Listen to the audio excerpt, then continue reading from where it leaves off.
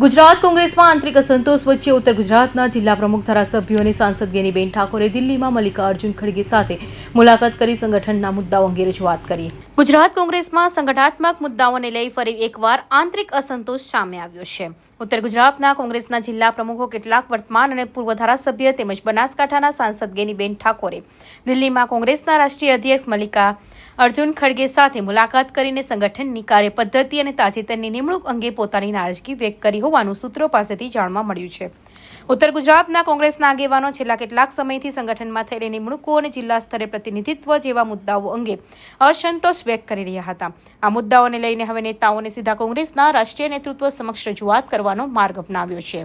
પાટણ જિલ્લાની અને ઉત્તર ગુજરાતની પ્રજાને જણાવવા માંગુ છું કે એવી એક પણ બેઠક પીએસસીની થઈ નહીં, જેના કારણે એમને પોતાના અંગત માણસોને જિલ્લાની ટિકિટ હોય, તાલુકાની હોય કે નગરપાલિકાની હોય, જેના કારણે હાલ જે કહેવામાં આવ્યું કે 181 તાલુકા પંચાયતની સીટમાંથી ફક્ત 48 બેઠકો મળી છે, 32 જિલ્લા પંચાયતની સીટમાંથી માત્ર 13 બેઠકો મળી છે, નગરપાલિકાની અંદર તમે જુઓ તો પણ સત્તા મેળવી શક્યા નથી।